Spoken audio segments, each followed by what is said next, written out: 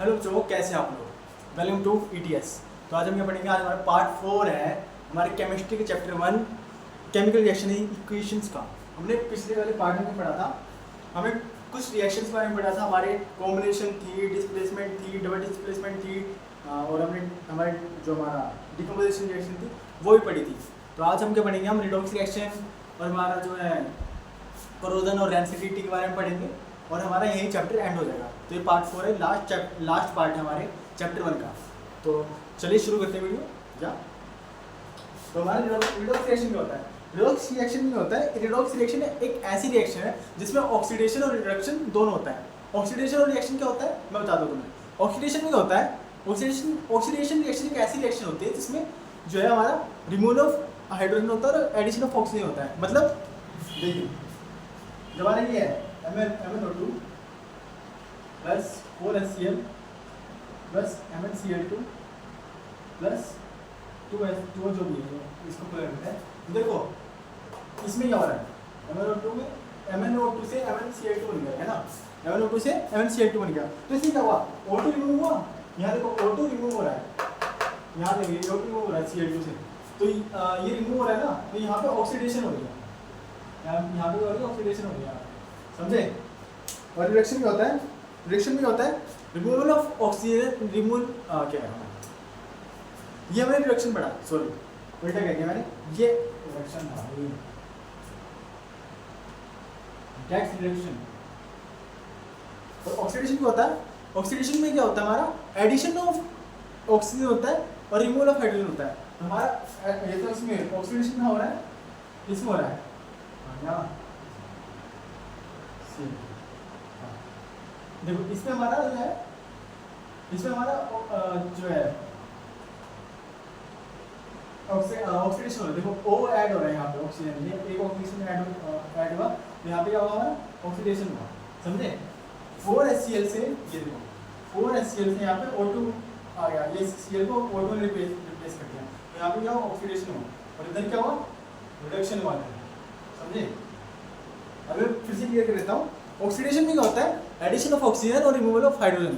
और हमारा रिडक्शन में क्या होता है, हमारा removal of oxygen and addition of hydrogen. या तो चलिए अब हमारा रिडॉक्स रिएक्शन बोल रहे हैं, और ये रिडॉक्स रिएक्शन है, ये वाली रिडॉक्स रिएक्शन है जिसमें हमारी ऑक्सीडेशन और रिडक्शन दोनों हो रही है।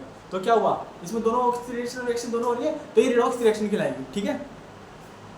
हमारा ऑक्सीडेशन एजेंट क्या होता है, जैसे ये हमारा ऑक्सीडेशन जो रिड्यूस करने में हेल्प कर रहा है, ये हमारा ऑक्सीडेशन एजेंट होगा। अब क्लोजन क्या होता है, क्लोजन क्या होता है, चलिए इसकी डेफिनेशन देखते हैं। Metals are generally destroyed by chemical reactions such as moisture this। मैं हिंदी में समझाया था नॉर्मली।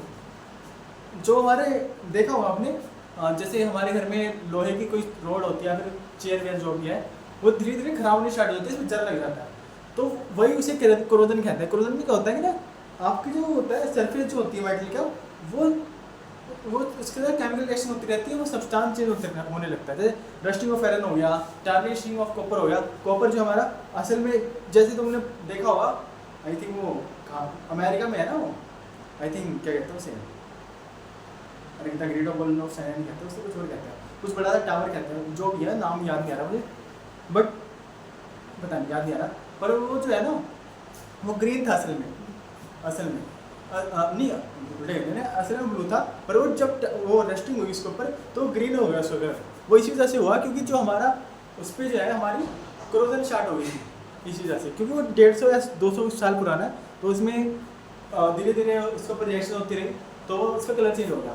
एंड वैसे आप देख होगे, जैसे कोई आपके घर में कूलर है कोई लोहे का, तो वो धीरे धीरे ना जब वो मॉइस्चर उसके ऊपर अटैक करता है, मतलब थोड़ी थोड़ी नमी आती है, तो आप देखते हो ना उस पर जर लगनी स्टार्ट हो जाती है, वो खराब होना स्टार्ट होता है। वो किसी वजह से होता है, वो अपनी केमिकल रिएक्शन पे जाते से होता है, और हमारा जो मॉइस्चर प्रेजेंट होता है हमारे एयर में उसकी वजह से होता है।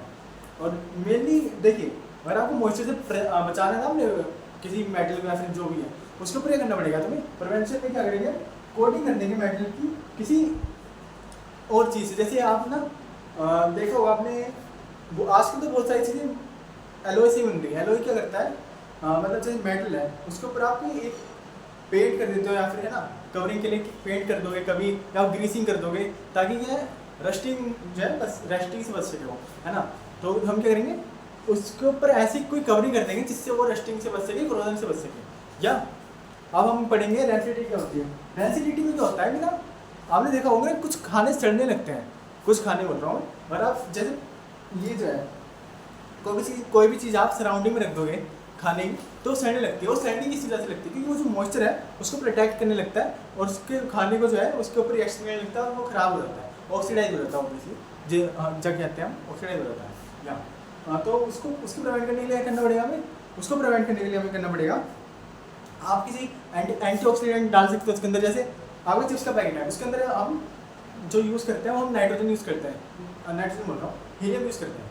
हम हीलियम क्यों यूज़ करते हैं उसके अंदर, क्योंकि हीलियम क्या नोबल गैस है, नोबल गैस है तो क्या होगा, अब नोबल गैस है तो फिर वो क्या करेगी, उसके अंदर रिएक्शन नहीं होगी, वो रिएक्शन नहीं करेगी। अगर उसके अंदर O2 डाल दी जाए ना तो फिर वो रिएक्शन करेगा, वो सड़ा देगा आपके चिप्स के पैकेट में। इसलिए आपने देखा होगा ना चिप्स का पैकेट बहुत फुला होता है, उसके अंदर हवा निकलती है, वो इसी वजह से निकलती है वो, ताकि ना आपका जो खाना है वो जो है वो फ्रेश रहे और वो सड़े ना। या तो आप प्रिवेंशन करने के लिए क्या करोगे, आप एंटीऑक्सीडेंट डाल सकते हो। फ्रिज जैसे कि देखा होगा हमने, कोई आपको खाना बच जाता है, लेफ्ट ओवर होता है, तो वो जो है आप फ्रिज में डाल देते हो, वो इसी वजह से डालते हो ताकि वो जो है उसके ऊपर कोई ऑक्सीडेशन ना हो सके, है ना, ताकि वो थोड़ा ठंडा रहे तो बैक्टीरिया अटैक नहीं करते इसके ऊपर, और इसके ऊपर जो है हमारी रेंसिडिटी ना हो, है ना, मतलब खाना खराब ना हो, स्पॉइल ना हो। तो यही था हमारा चैप्टर।